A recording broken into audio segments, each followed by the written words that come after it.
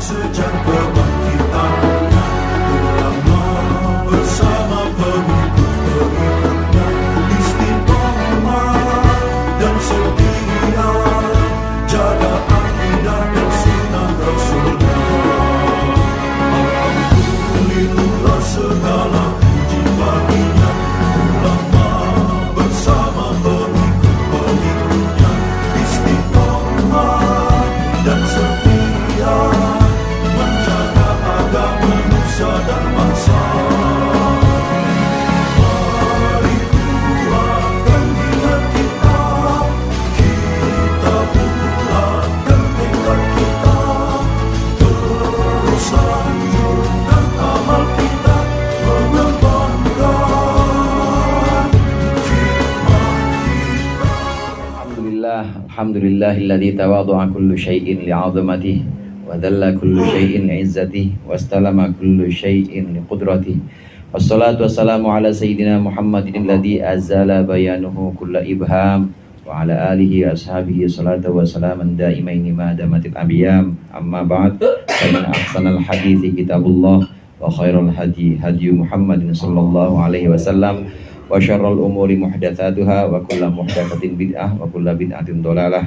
Segenap para ustaz, para hujjaj, hadirin sekalian, khusus Sohibul Bait, orang tua kita Abi Haji Nasruddin beserta keluarga besar, jamaah Majelis Ta'lim Hifdzul Amal yang dirahmati oleh Allah.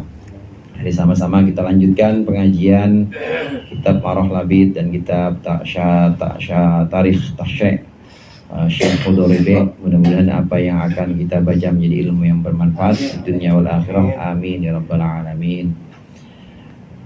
Surah Al-Baqarah ayat 171. Qala Allah Ta'ala wa huwa asdaqul qailin wa mathalul ladzina kafaru kamathalil ladzi yan'iqu bima la yasma'u illa du'a'a wa nida'a. Wa mathalul ladzina kafaru, dan perumpamaan orang-orang yang kufur, orang kafir, kamathalil ladzi yan'iqu, seperti orang yang berteriak, bima la yasma'u, berteriak kepada sesuatu yang tidak bisa mendengar. Tidak bisa mendengar illa du'aan wa nidaan, kecuali panggilan dan juga seruan.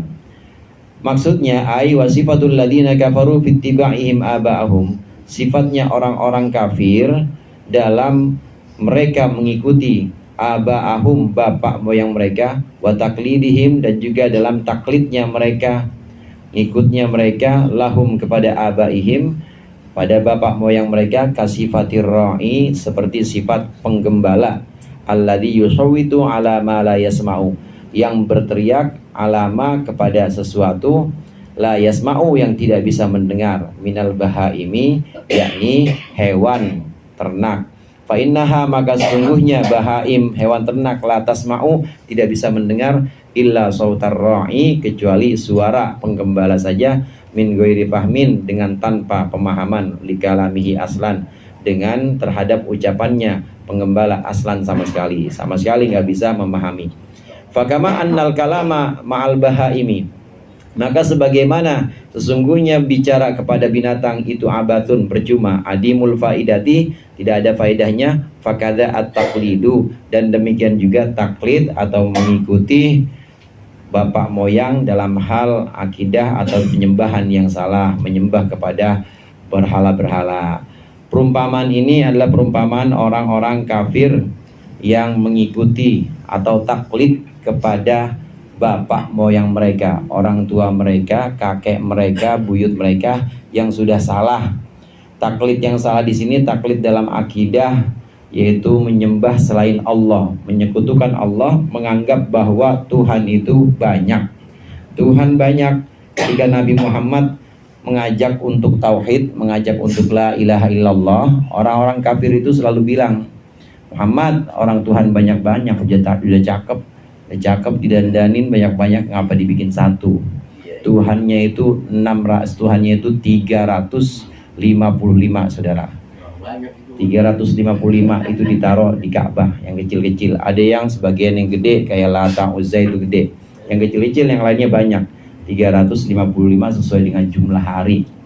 Ini dibuat oleh Nabi Muhammad, ini dibatalkan, maksudnya dibatalkan, tinggalkan yang seperti itu, tapi sembah hanya Allah saja.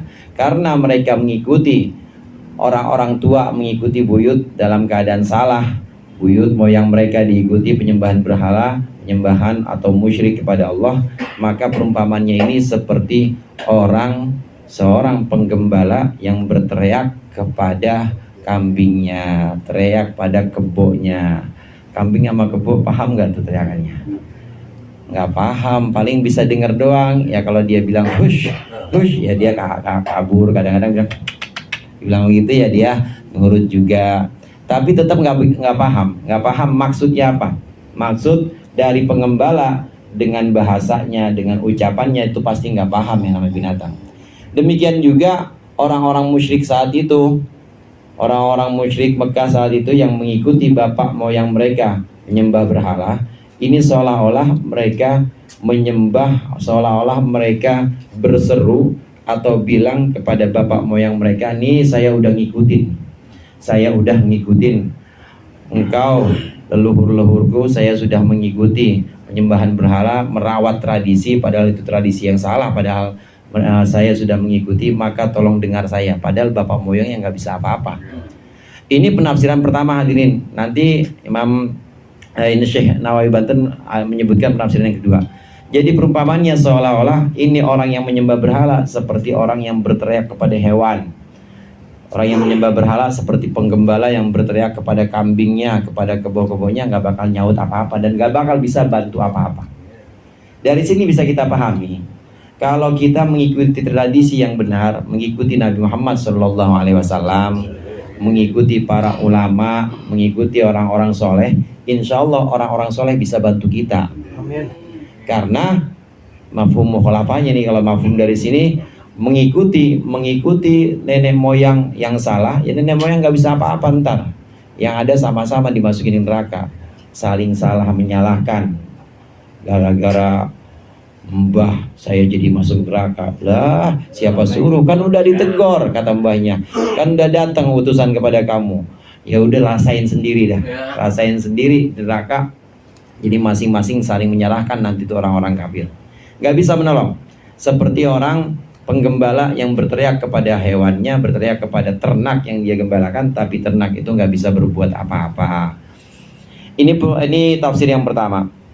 Nah, tafsir yang kedua, Syekh Nawawi juga menyertakan di sini wa yuqalu, dan ada qaul dikatakan matsalul ladzina kafaru fi qillati aqlihim, perumpamaan orang-orang yang kufur fi qillati aqlihim, dalam sedikitnya akal mereka, fi ibadatihim lil autan, yaitu dalam menyembahnya mereka terhadap para berhala, itu kama salir ra'i, seperti penggembala alladzi yatakallamu ma'al bahaimi, yang berbicara kepada hewan-hewan.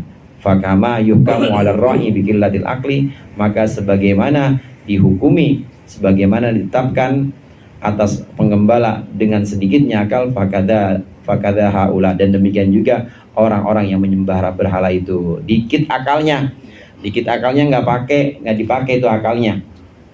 Para penggembala, ini tafsir yang kedua, para penggembala yang menyembah berhala, mohon kepada berhala, kepada Lata, kepada Uzza, atau mohon kepada patung-patung yang lain supaya bisa menyelamatkan. Ini penyembah berhala ini seperti anak gembala yang ngomong sama kebo, yang ngomong sama kambing. Kebo sama kambing itu pasti tidak akan paham, tidak akan ngerti. Paling ngertinya ada suara gitu, ada suara, nah dia disuruh masuk kandang. Ada suara, nah dia disuruh rumput, disuruh makan. Ada suara, udah waktunya pulang maghrib. Paham gitu doang. Bagaimana dengan orang-orang kafir? Ya, orang-orang kafir seperti itu. Orang-orang kafir minta tolong atau minta dihindarkan bencana kepada patung-patung, itu patung-patung nggak bisa jawab apa-apa. Patung-patung nggak bisa menyelamatkan sedikit pun, tidak bisa menyelamatkan. Nah, yang kayak begini namanya orang yang kurang akal. Kurang akal, ya orang berhala nggak bisa ngapa-ngapain, patung itu nggak bisa memberikan madarat dan juga manfaat, tapi kok disembah. Seperti penggembala ngajak ngobrol, kebonya, "Bo, udah makan belum?" "Oh." Udah ya. "Oh." Dia kebo kan lapar ya, "Mo." Ya kenyang juga, "Mo." Kambing juga begitu, dia senang embe, sedih juga embe juga. Dia nggak paham. nanya, pengembalanya nanya lagi sedih mbe ya, mbe, apalagi senang mbe juga, mau sedih mau senang tetap aja mbe. Jadi nggak paham pertanyaannya senang apa sedih, dia pokoknya mbe dah. Demikian juga orang-orang kafir, minta pertolongan, minta dihindarkan dari musibah, minta kepada para berhala itu nggak bakal bisa nyaut apa-apa, nggak bakal bisa menyelamatkan. Kalau memang kebetulan dia bisa selamat dari bala, dari bencana, atau kalau kebetulan keinginannya itu terwujud, itu semata-mata memang Allah yang kasihan sama dia. Allah kan maha pengasih, Rahman, maha pengasih itu Rahman di dunia. Namanya maha pengasih, dikasih aja apa aja. Orang yang ingkar aja sama Allah, Allah kasih. Makanya Allah maha pengasih. Diwujudkannya keinginan-keinginan orang yang ingkar kepada Allah, diselamatkannya orang-orang yang ingkar itu dari segala macam bencana, itu bukan karena dikabulkan oleh berhalanya, bukan, tapi karena memang Allah maha pengasih, dikasih aja namanya di dunia. Pokoknya selama di dunia itu Allah bermuamalah atau Allah berhubungan dengan seluruh hambanya itu lebih banyak dengan rahmah, lebih banyak dengan sayangnya Allah. Kalau di dunia Allah menampakkan sifatnya, Allah mewujudkan sifatnya, wujud sifatnya yaitu sifat rahmah yang maha pengasih, dikasih apa aja, yang kufur ya dikasih, yang taat dikasih, yang ingkar ya dikasih, yang iman juga dikasih, yang tua yang dikasih, yang muda juga dikasih, semuanya Allah maha pengasih. Itu maksud dari rahmanad dunya, maha pengasih di dunia. Tapi Allah juga rahimul akhirah, Allah itu maha penyayang. Beda kasih sama sayang. Kalau kasih aja udah ya, ada tukang lewat misalnya, kasih aja, nggak ada ikatan cintanya, itu nggak ada. Namanya ngasih aja udah. Saya kalau lagi ngitung duit orang lewat, saya kasih aja udah. Pokoknya kasih namanya, kayak orang lewat, nggak ada ikatan apa-apa. Tapi kalau sayang itu beda. Kayak kita ngasih ke anak, nih ya, tabung, nih dapat reward, dapat hadiah nih karena sholatnya pinter, kasih, ada sayangnya, namanya penyayang. Rahimul akhirah, Allah penyayang di akhirat. Itu nanti Allah mewujudkan sifat rahmatnya, sifat sayangnya di akhirat cuma untuk orang-orang mukmin, cuma untuk orang-orang muslim. Tapi untuk orang-orang kafir Allah bermuamalah, Allah berhubungan dengan orang-orang kafir, tidak mewujudkan sifat rahmatnya di sana, di akhirat nanti. Tapi dengan sifat apa? Dengan sifat adilnya. Dengan sifat adil. Bedanya apa adil dengan rahmah? Kalau di dunia Allah mewujudkan sifat adilnya, habis kita semua. Pasti habis. Adil. Ya Allah, berikanlah keadilan. Gaya banget minta keadilan. Kalau mau adil, saudara, umur 45 itu harusnya ibadahnya ya 45 tahun. Nah, kita tidur 8 jam. Terus kerja 8 jam dah taruh. Ada ibadah 8 jam kita sehari? Nggak ada. Jadi banyak apanya? Banyak kosongnya apa banyak ibadahnya? Banyak kosongnya. Tapi sama Allah tetap dikasih, tetap sama Allah diberikan karunia-karunianya. Ini namanya Allah bermuamalah, Allah berhubungan dengan orang-orang mukmin, dengan juga manusia di dunia dengan sifat rahmatnya. Tapi nanti di akhirat Allah mewujudkan juga sifat adilnya, yang namanya Malik Yaumiddin. Allah Ar-Rahmanir Rahim, maha pengasih maha penyayang. Tapi jangan lupa Allah Malik Yaumiddin. Nanti di akhirat Allah akan menegakkan keadilannya. Mana yang kira-kira kagak pernah ngaji di akhirat, mana yang kagak pernah sholat, itu adilnya Allah nanti akan diwujudkan di sana. Sifat rahmat dan sifat adilnya Allah. Orang-orang yang menyembah berhala ini seperti orang yang minta, atau seperti penggembala yang berteriak kepada hewan-hewan gembalaannya, dan hewan itu tidak paham apa-apa, hewan itu tidak mengerti yang diucapkan oleh penggembala. Yang namanya hewan, binatang, ya dia nggak bisa ngerti apa-apa. Kalau penggembala udah kebangetan capek, dibilangin nggak bisa, nggak bisa, akhirnya pakai pecut, ya supaya dia bisa masuk kandang, atau supaya dia mudah diiringi. bisa mudah digiringnya. Ini pakai pecut, kadang-kadang dipukul juga, ya dipok-pok pantatnya kebo tuh, biar dia nurut, dipukul. Jadi nggak bisa dengan ucapan, ya dengan pukulan biasanya, dengan pecutan. Dengan pecutan. Orang-orang kafir di dunia juga demikian, nggak bisa dengan ucapan, nggak bisa dengan nasihat, nggak bisa dengan pembicaraan biasa, maka biasanya ditegur dengan hukuman-hukuman, bencana, azab, biar dia kembali itu bahasa Arabnya taubat. Di dunia masih ada kesempatan, tapi kalau di akhirat udah nggak ada itu. Jadi bagaimana? Ya bukan pecut-pecut lagi, bukan tabok-tabok lagi, masuk neraka itu, naudzubillah.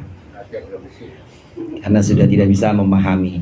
Ini dua penafsiran yang oleh Syekh Nawawi Banten di sini digunakan untuk menafsirkan perumpamaan orang kafir yang menyembah berhala. Seperti orang-orang yang berbicara dengan gembalaannya, gembalaan itu tidak mengerti apa-apa. Summun, mereka itu tuli, liannahum lam yasmaul haqqa, karena mereka orang-orang kafir. Boleh juga kalau diartikan dengan yang kaul yang kedua, berarti mereka yang dimaksud di sini adalah berhala. Bisu, liannahum lam yasmaul haqqa, sesungguhnya mereka tidak mendengar kebenaran. Bukmun, mereka itu bisu, liannahum lam yastajibu lima du'u ilaih, karena sesungguhnya mereka itu tidak bisa menjawab. Mereka di sini bisa orang kafir, bisa juga berhala, sesuai dengan kaul atau tafsir dari dua pendapat tadi. Lam yastajibu lima du'u, mereka tidak menjawab lima du'u terhadap sesuatu yang mereka diundang ilaihi kepadanya. Umyun, mereka buta, liannahum a'radu anid dalaili, karena sungguhnya mereka berpaling dari dalil-dalil atau dari petunjuk-petunjuk. Ini tiga sifat ini, summun, bukmun, umyun, tuli, bisu, buta. Orang kalau udah tuli nih dari lahir, maka dia bebas sudah, bebas dari syariat. Orang tuli gimana ngajarinnya? Kalau buta aja masih bisa diajarin, tapi kalau udah tuli udah susah. Udah tuli gimana ngajarinnya? Masuknya ke dalam hati atau ke dalam akal itu gimana? Nah, bukmun di sini bisu, artinya bisu tidak bisa menjawab. Berhala-berhala itu tidak bisa menjawab. Atau orang-orang kafir ini juga tidak bisa menjawab panggilan ajakan Nabi Muhammad SAW untuk masuk ke agama Islam. Bisu, mereka tidak bisa menjawab apa-apa. Begitu juga buta tidak bisa menerima petunjuk atau simbol-simbol atau rambu-rambu yang memang ditunjukkan oleh syariat, mereka tidak bisa paham. Dari sini berarti ada satu lagi penafsiran bahwa yang dimaksud di sini orang-orang kafir, penafsiran yang ketiga ini. Jadi penafsiran yang ketiga, orang-orang kafir itu seperti hewan yang oleh gembalaannya, yang dimaksud gembalaan di sini adalah para nabi. Dalam hal ini Nabi Muhammad ini bilang kepada mereka, hati-hati jangan lewat situ, nggak didengerin. Sumun itu budak, akhirnya kejeblos juga. Sama Nabi Muhammad sudah diajarkan asyhadu an la ilaha illallah, asyhadu anna Muhammadar Rasulullah, bisu, nggak bisa ngomong apa-apa udah. So, ini tafsir yang ketiga. Jadi perumpamaannya Nabi Muhammad itu sebagai ra'i atau sebagai orang yang mengembalakan orang-orang kafir itu seperti binatang ternak yang tidak bisa paham ajakan-ajakan Nabi. Umyun, buta juga. Buta tidak bisa melihat tanda-tanda kekuasaan Allah yang ditunjukkan. Tanda kekuasaan Allah itu bisa berupa ayat, namanya ayat qauliyah, atau bisa berupa kejadian-kejadian di alam semesta, namanya ayat kauniyah. Ini semua tanda kekuasaan Allah nggak bisa dia lihat, nggak bisa dilihat, dia melihatnya nggak bisa dia ambil, dia persepsi semuanya nggak bisa. Tiga-tiganya itu tiga-tiganya indra, ini indra yang pokok, ini tiga-tiganya nggak berfungsi, maka nggak bisa menyelami atau nggak bisa memahami apa yang diajak oleh Nabi Muhammad SAW. Fahum la yaqilun, maka mereka tidak bisa menggunakan akal. Ai la yafqahuna amrallah, mereka tidak bisa memahami perintah Allah, wa da'watan Nabi sallallahu alaihi wasallam, dan ajakan Nabi sallallahu alaihi wasallam, kama la tafhamul bahaimu kalamar ra'i, sebagaimana tidak bisa paham apa al-bahaimu, hewan-hewan, kalamar ra'i, akan omongannya pengembala. Ini tafsir ketiga. Jadi diumpamakan ar-ra'i Nabi Muhammad, orang-orang yang menyembah berhala itu seperti hewan-hewan yang tidak bisa mendengar. Nabi Muhammad mau berseru, mau berteriak apapun, mereka summun bukmun umyun, mereka tuli, mereka bisu, dan juga mereka buta, tidak bisa mengambil pelajaran, tidak bisa mengambil perintah dan ajakan Nabi Muhammad SAW. Fahum la yaqilun, kalau kita lihat di sini, maka mereka la yaqilun, makanya mereka tidak bisa menggunakan akal. Ini adalah natijah atau konklusi. Tahu konklusi? Oke. Ini adalah natijah atau kesimpulan. Kesimpulannya, hasilnya, karena mereka tuli, mereka bisu, mereka buta, maka mereka tidak bisa menggunakan akal. Orang kalau udah tuli, kalau udah buta, kalau udah bisu, udah akalnya pasti nggak kepake. Orang indranya udah nggak berfungsi. Akal itu bisa kerja, hadirin, atau akal itu bisa aktif, bisa dipakai kalau ada indra, ada mata, ada kuping nih, yang paling utama ada kuping. Diajarin namanya susu. Kemudian dipraktekin ada mulut, cucu, yang ikutin cucu. Tadinya susu, cucu. Pokoknya diikutin aja sama dia. Tiga-tiganya nih intinya nih. Inti dari al-hawas atau indra ini harus berfungsi dulu. Kalau indra berfungsi, baru akal berfungsi. Kalau indra tidak berfungsi, fahum la yaqilun, makanya mereka tidak bisa menggunakan akalnya. Akal hanya bisa diaktifkan atau akal hanya bisa difungsikan kalau ada indra yang memang bisa menyalurkan informasi. Indra ini seperti petugas-petugas yang memberikan data. Mata bilang hitam warnanya nih, coklat, baru ke akal. Oh beda ya, hitam ya beda sama coklat. Ini air putih, pisang. Terus oleh akal kemudian dikelompokkan lagi. Oh ini pisang, kadang-kadang ada pisang rebus, kadang-kadang ada pisang goreng. Itu akal tuh kerjanya. Tapi tetap informasi yang ambil pertama itu adalah indra, harus dari indra. Oleh karenanya di sini Quran sebutnya summun, tetap pakai indra. Summun, bukmun, umyun. Itu indra, pentingnya itu indra. Dari indra baru ke akal. Imam Ghazali menyebutkan akal itu ada dua. Ra'aitul aqlaini famatbu'un wa masmu'u. Akal itu ada yang namanya akal tabi'i, ada yang akal simai.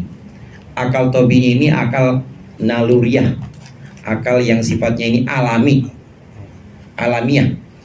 Akal tabi'i ini ada dalam setiap orang, bahkan ada dalam setiap hewan. Ini akal tabi'i. Ayam waktunya lapar ngapain dia? Makan. Waktunya dia pengen kawin, dia tumpangin. Dia tumpangin babonannya. Itu namanya akal tabi'i. Manusia juga begitu. Waktu kita kecil ini ada akal tabi'i. Waktunya lapar ya nyusu. Kemudian waktunya dia merasa takut nangis. Akal tabi'i. Akal tabi'i ini sudah Allah install. Kalau di program itu udah Allah install sejak awal, itu sudah Allah install. Tapi akal tabi'i ini nanti pada manusia berkembang, pada hewan nggak berkembang, udah begitu aja. Oleh karenanya hewan juga nggak bisa mengungkapkan ungkapan atau mengungkapkan perasaan-perasaan yang dia pikirkan, nggak bisa karena nggak berkembang. Tapi pada manusia Allah berikan lagi kemampuan untuk berkembang akal menjadi akal masmu atau akal simai. Akal simai ini yang harus dilatih. Anak-anak udah mulai, anak kecil misalnya udah mulai bisa bedain mana bapak, mana emak. Udah bisa bedain lagi antara rokok sama bungkusnya gedean mana. Gedean bungkusnya. Bungkus rokok sama warung rokok gedean mana? Gedean warungnya. Warung rokok sama pabriknya gedean mana? Gedean pabriknya. Udah bisa tuh. Itu dilatih. Nah, kira-kira kucing bisa begitu gak tuh? nggak bisa, namanya nggak ada akal masmu'nya. Jadi akalnya apa? Akal matbu aja, akal tobi aja, nggak ada akal simai. Akal masmu ini harus dilatih, bukan hanya sekedar membedakan kecil dan besarnya benda, bukan, tapi harus dilatih dan harus dimasukkan ilmu-ilmu yang nanti harus ada madrasah, ada sekolah, itu akal masmu. Akal masmu harus potensinya harus digali dengan cara disekolahkan atau disuruh belajar, namanya akal masmu. Pokoknya akal masmu itu tidak akan berfungsi kalau akal matbu itu tidak ada. Akal matbu bisa berfungsi kalau ada indera. Dasarnya tetap indera. Perumpamannya seperti gini. Perumpamannya seperti matahari itu kan terang banget. Seterang-terangnya matahari, kalau nggak ada cahaya matahari terang, tapi kalau mata nggak ada cahayanya, artinya buta, tetap nggak bakal bisa melihat. Begitu juga sebanyak-banyaknya ilmu, kalau akal matbu'nya nggak ada, nggak waras misalnya, tetap nggak akan bisa masuk ilmu. Ini yakilun di sini artinya tidak bisa menggunakan akal. Kenapa tidak bisa menggunakan akal? Padahal Allah kasih, karena memang indera mereka sengaja oleh mereka tidak fungsikan. Ogah mendengar ajakan Nabi Muhammad, namanya sumun. Kemudian ogah ngomong melafadzkan syahadat, namanya bukmun. Begitu juga ogah melihat tanda-tanda kekuasaan Allah, Nabi Muhammad belah bulan, kemudian Allah berikan juga mujizat, Nabi Muhammad bisa mengeluarkan dari jemarinya air. Itu semua dia lihat, tetap nggak bisa iman juga, namanya tidak difungsikan indranya. Kalau indranya tidak difungsikan, akalnya juga akan tidak fungsi.